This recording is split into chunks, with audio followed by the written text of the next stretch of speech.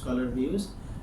Previously मैंने एक video बनाई थी जिसमें मैंने वीज़ा प्रोसेस से रिलेटेड बताया था कि कौन कौन से डॉक्यूमेंट्स रिक्वायर्ड होते हैं और कौन कौन से जो हैं वो बेसिक प्रोसेस होते हैं। लेकिन इस वीडियो में मैं विजुअली डिमॉन्स्ट्रेशन दे रहा हूँ कि किस तरीके से आप वेबसाइट्स को अप्रोच करके अपने फॉर्म्स जनरेट कर सकते हैं और किस तरीके से आप जो है वो फॉलो कर सकते हैं। अभी रिसेंटली मैं बता दूं कि कोविड-19 की वजह से जो प्रोसीजर है आईबीसीसी का वो रिवाइज़ हुआ है, तो उस रिवीजन की वजह से कुछ चीज़ें चेंज हुई हैं, तो मैं अपनी इस वीडियो में उन चीज़ों के बारे में आपको बताऊंगा।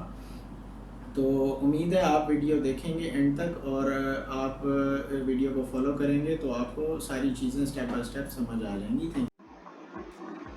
ऑनवर्ड्स मैं आपको डिमॉन्स्ट्रेशन देता हूं कि आपने किस तरीके से आईबीसीसी की जो अटेस्टेशन है वो करवानी है। लेकिन एक बात बहुत इंपॉर्टेंट है जो मैं यहाँ मेंशन कर दूं, आईबीसीसी के प्रोसेस को अटेस्टेशन से पहले आपको अपने रेलिवेंट बोर्ड से अपनी डिग्रीज़ वेरीफाई करानी होती हैं। अब रेलिवेंट बोर्ड से डिग्रीज़ कैसे वेरीफाई होती हैं, आपको सबसे पहले जाना होता है अपने जो रेलिवेंट बोर्ड है, जैसे 22 लाहौर है, 22 मुल्तान है, 22 रावलपिंडी है, तो आपने क्या करना होता है, बोर्ड की वेबसाइट पर जाना होता है। मैं एग्जांपल स्टार्ट करता हूँ, लेट्स से 22 मुल्तान से। आप 22 मुल्तान की वेबसाइट पर गए, तो 22 मुल्तान की वेबसाइट पर जाने के बाद आपको एक ऑप्शन नज़र आएगा ऑनलाइन सिस्टम का। ऑनलाइन सिस्टम में आपको 3rd नंबर पे एक अटेस्टेशन फॉर्म का ऑप्शन नज़र आएगा। आपने इस अटेस्टेशन फॉर्म को क्लिक करना है। अब देखें आपके सामने क्लियर दो चीज़ें आ जाती हैं, एक मैट्रिकुलेशन और एक इंटरमीडिएट। अगर आप सिर्फ मैट्रिक की करवाना चाह रहे हैं अटेस्टेशन, तो आप अब इधर मैट्रिक का रोल नंबर, रजिस्ट्रेशन नंबर और ईयर मेंशन करेंगे और फर्दर प्रोसीड करेंगे तो आपके पास फॉर्म जनरेट हो जाएगा। अगर आप इंटरमीडिएट की करवाना चाह रहे हैं तो आप इसी तरह इंटरमीडिएट का जो है डिटेल्स मेंशन करेंगे तो आपके पास इंटरमीडिएट की आ जाएगा फॉर्म। लेकिन अगर आप दोनों करवाना चाह रहे हैं तो आप इंटरमीडिएट की सिर्फ अगर डिटेल्स मेंशन करेंगे तो आपके पास मैट्रिक की भी आ जाएंगी। जब आप प्रोसीड फर्दर करेंगे तो आपके पास इस तरह का एक फॉर्म जनरेट हो जाएगा।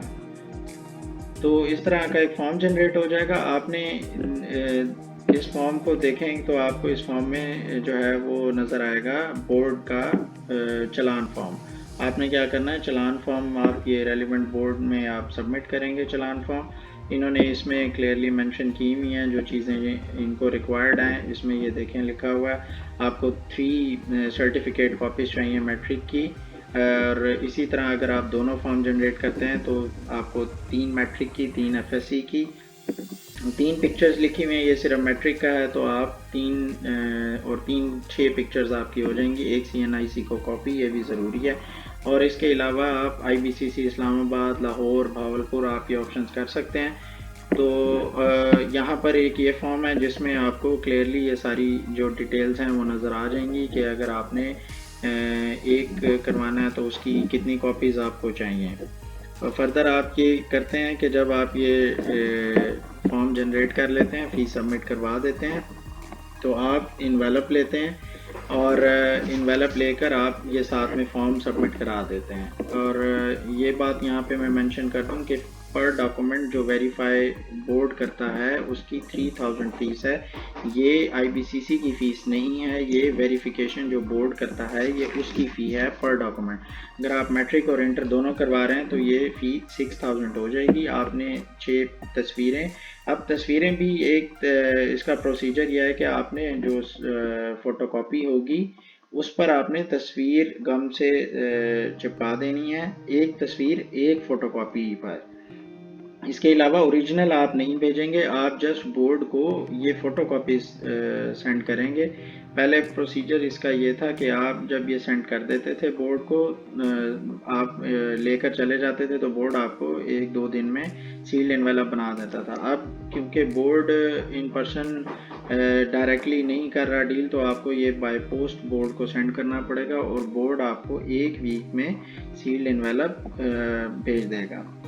जब आपको सील्ड एनवेलप आपको रिसीव हो जाए तो उसके बाद आपको IBCC का प्रोसेस स्टार्ट होता है। तो IBCC के प्रोसेस के लिए मैं आपको उसकी डिमॉन्स्ट्रेशन भी इसके साथ मेंशन करता हूँ।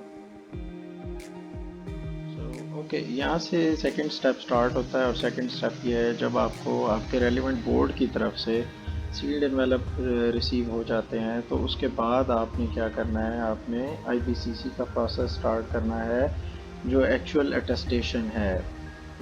उस के लिए आप क्या करते हैं, आप आईबीसीसी की वेबसाइट पर जाते हैं। आईबीसीसी की वेबसाइट पर www.ibcc.edu.pk ये वेबसाइट है।